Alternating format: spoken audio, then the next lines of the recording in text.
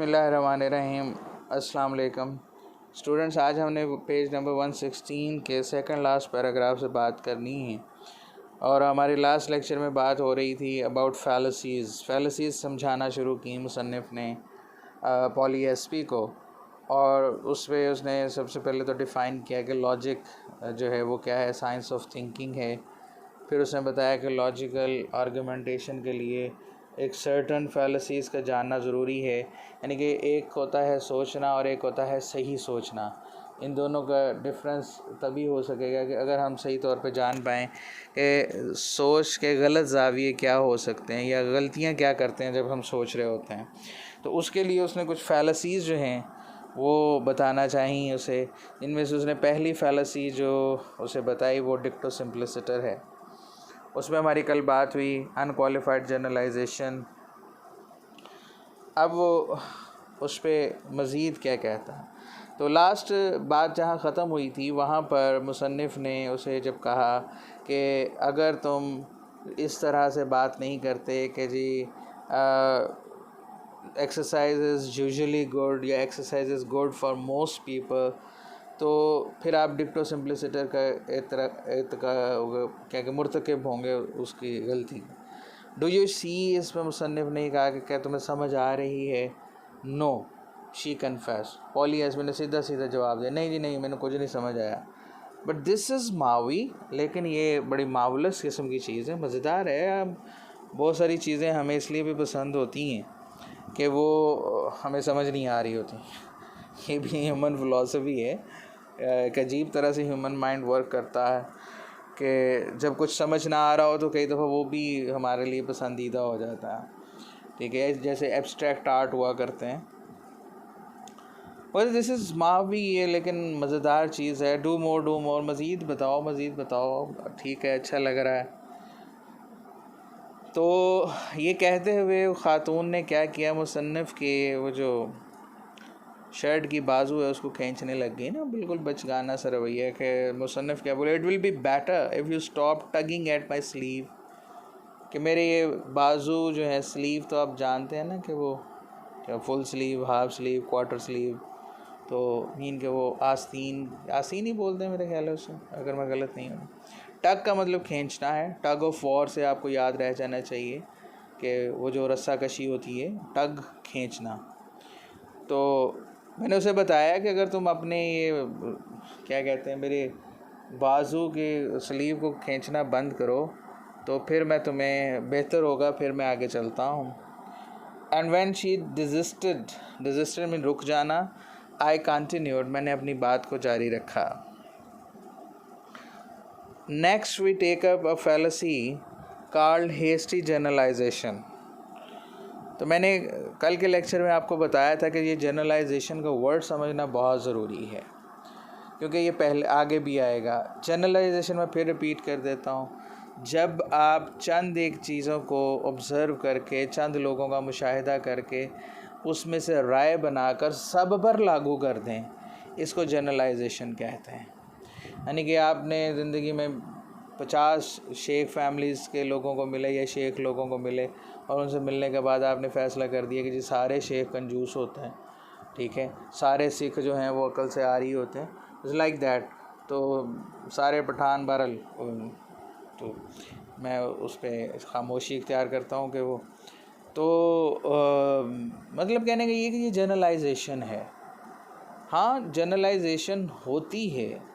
उस पर पिछली फैलेसी में उसने बताया था कि जनरलाइजेशन को आप क्वालिफाई करते हैं, तो क्वालिफाइड जनरलाइजेशन होती है और अनक्वालिफाइड जनरलाइजेशन होती है। अब अगली जनरलाइजेशन की जो किस्म आ रही वो है हेस्टी जनरलाइजेशन। अब हेस्टी को भी अगर हम क्वालिफाइड और अनक्वालिफाइड से जोड़ें तो हेस्टी का मतलब होता है जल्दी जल्दी कर लेना, यानी कि जल्दी से कोई फ़ैसला कर दिया और फ़ैसला करके सब पर लागू कर दिया। ठीक है, ये hasty generalisation.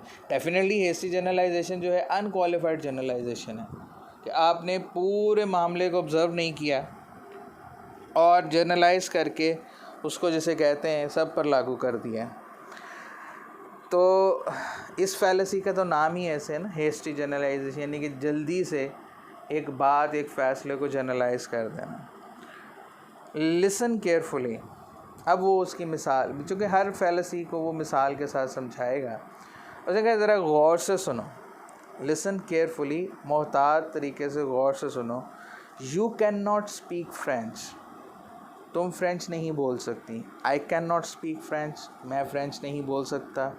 पैटेबर्ग can not speak French, Pattenberg French नहीं बोल सकता। I must therefore conclude that nobody at the University of Minnesota can speak French. तो फिर मुझे जिसे कहते हैं इसमें कंक्लूड कर लेना चाहिए, नतीजा यूँ निकाल लेना चाहिए कि यूनिवर्सिटी ऑफ मिनेसोटा में कोई भी फ्रेंच नहीं बोल सकता। जब ऐसा मुसन्निफ़ नतीजा निकाल, कंक्लूजन इसी से ही है ना, कि नतीजा अख़ज़ कर लें। जब ऐसा नतीजा मुसन्निफ़ अख़ज़ कर लेगा तो इसका मतलब ये हुआ कि उसने हेस्टी जनरलाइजेशन की, उसने जल्दी से एक फ़ैसला जो है वो सब पर लागू कर दिया, सिर्फ़ 3 लोगों को परसीव करके, या 3 लोगों के बारे में डाटा हासिल करके। I can not speak French, you can not speak French, Pattenberg can not speak French. ठीक है, तो 3 लोग अगर यूनिवर्सिटी के स्टूडेंट हैं और वो फ्रेंच नहीं बोल सकते, तो फिर यूँ समझा जाए कि सारी यूनिवर्सिटी के स्टूडेंट जो है फ्रेंच नहीं बोल सकते। तो इस बात पर अगेन पॉली का रिएक्शन बड़ा अजीब है। रियली सेड पॉली अमेज्ड, वो हैरान थी, हैं वाकई कोई भी फ्रेंच नहीं बोल सकता मिनेसोटा की यूनिवर्सिटी में? नोबडी, कोई नहीं। I hate my expression, expression कहते हैं कि बढ़ता हुआ गुस्सा। हिट का मतलब ये हाइट की सेकंड फॉर्म हो गई, कोई भी मैंने छुपाया, मैंने रोका, मैंने अपने बढ़ते हुए गुस्से को छुपा लिया, क्योंकि इसको ये बात अहमकाना लगी ना कि वो उसे समझा रहा है कि देखो ये फैलेसी ऐसे है, और वो उसको और तरह से, वो एक और लेवल पे उसे एंजॉय कर रही है। She has her own level of enjoyment. Polly, it's a fallacy, the generalization is reach too hastily. Polly, इस बात को याद रखो कि ये फैलेसी है, यानी कि जो ज़ाहिर में सच नज़र आ रहा है, ठीक नज़र आ रहा है, असल में वो गलत है। और जो जनरलाइजेशन है इज़ रीच टू हेस्टिली, इसको बड़ी जल्दी से इस पे नतीजे पे हम पहुंच गए, जनरलाइज कर लिया। There are too few instances to support such a conclusion. हमारे पास बहुत कम मिसालें हैं to support such a conclusion, ऐसा नतीजा अख़ज़ करने के लिए। यानी कि या तो हमारे पास बहुत सारी मिसालें होती, एटलीस्ट 100 में से 70% तो होता ना, तो फिर भी बंदा कह सकता है, लेकिन तब भी आप जनरलाइज नहीं कर सकते, क्योंकि जनरलाइज में सभी आ जाता है। तो इंस्टांसेस का मतलब एग्जांपल्स हैं। तो हमें अपने इस नतीजे को सपोर्ट करने के लिए, या अपनी इस राय को सपोर्ट करने के लिए कि जो हम कह रहे हैं वो ठीक है, हमारे पास बहुत कम मिसालें हैं। अच्छा जी, तो उसने, तो मुसन्निफ़ ने उसको ये समझा दिया, तो पॉली साहिबा आगे से बोली, नो एनी मोर फैलेसीज़, कुछ और फैलेसीज़ आती हैं? शी आस ब्रेथलेसली। अब ब्रेथलेसली का मतलब हाँफते हुए ना, और उत्साह चढ़ गए ना जी। उत्साह क्यों चढ़ गए? एक्साइटमेंट से। This is more fun than dancing even. ये फैलेसीज़ को समझना या इनको, इनके बारे में बात करना, ये तो डांसिंग से भी ज़्यादा मज़ेदार फ़न है। हो सकता है जी, ज़ाहिर तो ये बात इस हक़ में जाती है कि she enjoys on intellectual level, but हम आगे चलते हैं, आगे देखेंगे कि कितना इंटेलेक्चुअल लेवल पर वो इन्जॉय कर सकती है। I fought off a wave of despair. अब कहता है मुसन्निफ़, कहते हैं मुझ पे एक मायूसी की एक लहर आई।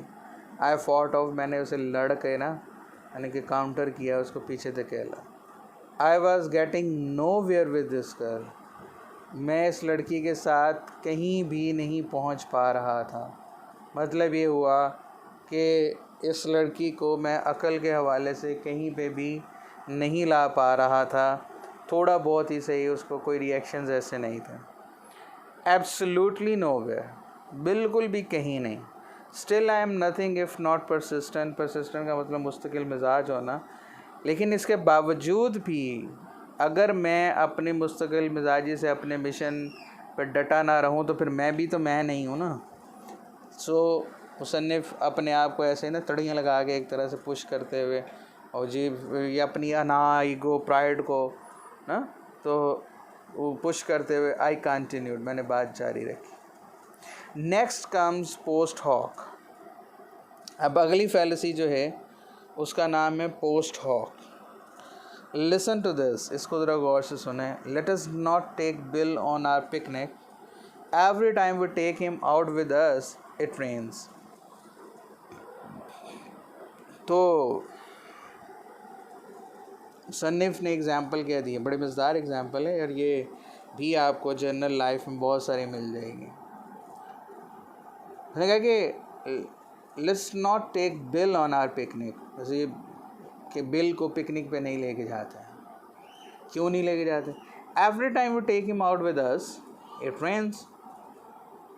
हर दफ़ा जब हम उसे अपने साथ लेके जाते हैं बारिश हो जाती है।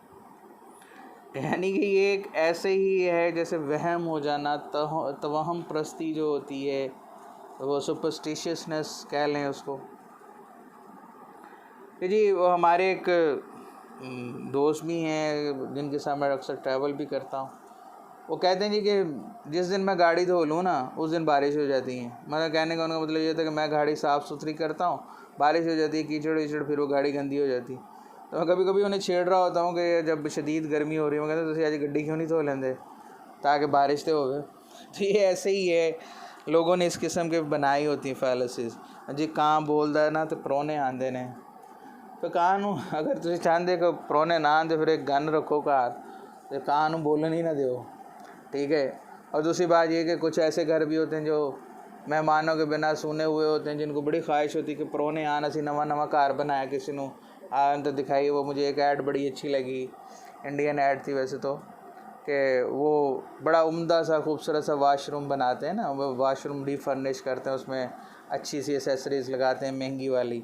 तो अब वो एक मेहमान आ जाता है तो वो उस मेहमान को अब पानी पे पानी पिलाए जाते हैं। थोड़ी देर बाद बेचारे को लामहला वॉशरूम जाने की ज़रूरत पड़ती है, तो वो उसे वॉशरूम लेके जाते हैं, तो वहाँ वो वॉशरूम देख के हैरान हो जाता। तो ये इस किस्म की चीज़ें भी होती हैं जी, कि अगर आपने घर को बड़ा खूबसूरत करके बना लिया है तो फिर आप चाह रहे होते हैं मेहमान आएँ, ठीक है। अगर आपने नए सूट सिला लिए तो आप चाह रहे होते हैं कोई दावत हो। तो अगर ऐसे ही है तो फिर भाई कब्बा बांध लो अपने मंडेर पर ला कर, वो कैं करता रहेगा, आपके मेहमान आते रहेंगे। These are myths. ये मिथ्स हैं। मिथ्स उसको कहते हैं कि जिसका प्रूव नहीं होता। ऐसी हकायक, ऐसी कहानियाँ, ऐसे वाक़या जो सीना बसीना चलते आए और हमने उनको मान लिया, काली बिल्ली रास्ता काट जाएगी तो एक्सीडेंट हो जाएगा। तो भाई जिसका एक्सीडेंट कराना है तुमने, तो उसके आगे काली बिल्ली छोड़ दो, तुम पे भी हरफ नहीं आएगा, तुम मुजरिम भी नहीं हो गए। बजाय इसके कि वो फिल्मों में दिखाते हैं कि जी वो गुंडों को पैसे देते हैं और जाके वो उनका एक्सीडेंट कर रहा होता है, ठीक है। तो भाई तुम बिल्ली को दूध पिला दो, उसको कोई थोड़ा सा गोश्त खिला दो, कभी तो है बंदे दे गए नंगना है क्योंकि इसका एक्सीडेंट हम कराना चाहते हैं। It's like that. अजीब व गरीब किस्म की हमारे यहाँ ये इलॉजिकलनेस मौजूद होती हैं। ये पोस्ट हॉक हैं। ऐसा कोई भी सोचना, ऐसा कोई भी जी को जिस दिन जी ये हो जाए तो उस दिन तो यूँ हो जाता है, जिस दिन मैं इस तरह कर लूँ तो उस दिन ऐसे हो जाता है, ठीक है। अजीब सी बात है, लेकिन इंसान है, इंसान इस किस्म की अहमकाना सोचता ही है। अब इसको अहमकाना कहें, जज्बाती कहें, वीक अकायद की बात कर लें, कुछ भी कर लें। तो ये कहना कि जी बिल साहब को पिकनिक पे लेके जाते हैं तो बारिश होती है, तो भाई उनको दुनिया में इतने बड़े बड़े रेगिस्तान मौजूद हैं जहाँ लोग पानी की कमी का शिकार हैं, जहाँ बारिशें नहीं होती साल साल। हमारे मुल्तान को ही ले लें, ठीक है, सारी तरफ बारिश हो जाएगी, मुल्तान में नहीं होगी। तो भाई बिल साहब को इधर ही ले आओ पिकनिक पे, ठीक है। वैसे तो मेरा अकाउंट भी बिल खाकी के नाम से, तो मुझे बिल समझ लें तो मुझे ले जाएं भाई, जहाँ सर में सर कहते हैं थर में सहरा में ले जाएं जहाँ बारिशें नहीं होती। तो चलो कम से कम उनका तो भला हो जाए ना, ठीक है। बारिश हो जाए मेरे जाने से वहाँ और वो पानी वानी भर लें और उनकी ज़िंदगी आसान हो जाए। भाई लोग ऐसे करें मुझे पूरी दुनिया में घुमाए रखें जहाँ जहाँ बारिश नहीं, इसी बहाने मेरा वर्ल्ड टूर भी हो जाएगा। So it's like that, it's illogical thing. अब आपको शायद समझ आ रहा हो कि साइंस ऑफ थिंकिंग क्यों कहते हैं लॉजिक, कि आपको उसमें एक कैलकुलेशन चाहिए, आपको एक नतीजा हर दफ़ा एक जैसे ही करना, ठीक है। अगर इतना ही स्ट्रॉन्ग कनेक्शन है बिल का और रेन का, तो फिर उसको प्रूव कर लेते हैं ना, उसको हर उस जगह ले जाते हैं जहाँ बारिश नहीं हो रही और उसको पिकनिक का नाम दे देते हैं कि जी आज हम जो सहराए थर में पिकनिक करने जा रहे हैं, ठीक है, गोबी डेजर्ट में आज हम पिकनिक करने जा रहे हैं, ठीक है, सहारा में आज पिकनिक करने जा रहे हैं, और वहाँ जाके जी पिल को लेके जाएंगे तो जी बारिश हो जाएगी वहाँ पर। तो it's a post hoc, it's a kind of philosophy. लेकिन इस पे पॉली का रिएक्शन वैसे ही है जैसे आम लोगों का होगा। I know somebody just like that, हाँ हाँ हाँ मुझे भी ऐसे किसी इंसान का पता है। शी एक्सक्लेम्ड, उसने जज्बाती अंदाज में चलाते हुए कहा। A girl back home Eula Baker, एक लड़की, एक खातून जिसका नाम यूला बैकर है, her name is, it never fails, ये कभी भी नाकाम नहीं होता। एवरी सिंगल टाइम वो take her on a picnic, और अभी उसकी बात जज्बाती तौर पे जारी थी कि मुसन्निफ़ ने उसको टोक दिया, जब भी हम उसको पिकनिक पे लेके जाते हैं। पॉली, आई सेड शार्पली, मैंने तीखे तेज़ तुंद लहजे में कहा, इट्स अ फैलेसी, ये एक फैलेसी है, ठीक है। Eula Baker does not cause a rain, उसके होने से बारिश नहीं होती। She has no connection with the rain, उसका बारिश से कोई लेना देना नहीं, कोई ताल्लुक़ नहीं। You are guilty of post hoc if you blame Eula Baker. Guilty का मतलब तो किसी जुर्म का, किसी गुनाह का मुर्तकब होना। तुम इस गुनाह और इस जुर्म के मुर्तकब होगे जिसका नाम पोस्ट हॉक है अगर तुम यूला बैकर को ब्लेम करोगे, उसको इल्ज़ाम दोगे। अब चूँकि मुसन्निफ़ ने थोड़ा सा सख्त लहजे में, तीखे लहजे में कहा और साथ ही ये भी कहा कि तुम गुनाहगार हो जाओगे, तो यहाँ एक पॉली का रिएक्शन बड़ा मज़ेदार है। I will never do it again, यानी कि ऐसा है कि जैसे उसके अंदर एक सही और गलत का ज़मीर मौजूद है। उसने कहा अच्छा अगर ये गलत काम है, ये गलत है, किसी को ऐसे इल्ज़ाम देना गलत होता है, ये जुर्म है, ये बुरा है, तो ठीक है मैं आइंदा से ये नहीं करूँगी। शी प्रॉमिस्ड कंट्राइटली, तो कंट्राइटली का मतलब था बड़े सब्र के साथ उसने वादा किया, पक्का किया कि जी वो ऐसा दोबारा नहीं करेगी। Are you mad at me, यहाँ पे लफ्ज़ मेड लिखा होगा आपके पास प्रिंटिंग में, मेड नहीं है, ई काटना पड़ेगा। Are you mad at me, क्या तुम्हें मुझ पे गुस्सा आ गया, ठीक है। वैसे तो लफ्ज़ी तर्जुमा करें तो क्या तुम पागल हो गए हो मुझ पे, मतलब तुम्हें गुस्सा आ गया। आई साइड डीपली, मैंने एक गहरी सांस ली। साइड मीन्स सांस लेना, डीपली गहरी। No Polly, I am not mad, नहीं मैं मैड नहीं हूँ, मुझे गुस्सा नहीं है। देन टेल मी सम मोर फैलेसीज़, तो फिर ठीक है, फिर मुझे कुछ और फैलेसीज़ जो है वो बताओ। तो इसमें मुसन्निफ़ कहता है कि जी all right let's try contradictory premises. तो फिर ऐसा करते हैं कि हम कंट्राडिक्टरी प्रेमिसेस को ट्राई करते हैं, यानी कि अगली फैलेसी जो है, और ये फैलेसी मैं आज नहीं पढ़ा रहा, ठीक है। इस फैलेसी को मैं जैसे कल पढ़ाऊँगा, ठीक है। लेकिन इस फैलेसी के बारे में जब मुसन्निफ़ डिफ़ाइन करता है उससे पहले पॉली का एक रिएक्शन है वो मैं पढ़ देता हूँ। Yes, let us, she chipped, blinking her eyes happily. Chipped का मतलब खिल उठना। वो इसने खिलते हुए लहजे में कहा हाँ चलो let's do it. Blinking her eyes happily, blink again, आंखों का पलकों का झपकना, हैप्पीली खुशी से ना। वही मैंने फिर कहा 70s की हीरोइंस याद आ जाती हैं कि जो बड़ी बड़ी पलकें लगा के तो झपकती भी बहुत ही, आंखें भी ज़्यादातर की बड़ी बड़ी हुआ करती थी, चाहे रानी हैं, मुमताज़ हैं, दीबा हैं, यानी आंखें भी बड़ी बड़ी होती थी, बड़ी बड़ी आंखों वाली हीरोइन हुआ करती थी। आजकल तो चुन्नी मुन्नी आंखें खुलती नहीं है। खैर, तो उसने ऐसे कहा आई frowned but प्लाइंड the head.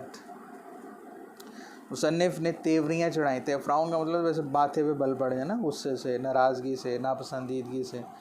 But प्लाइंड the head, लेकिन कहता है मैंने बात को आगे जारी रखा।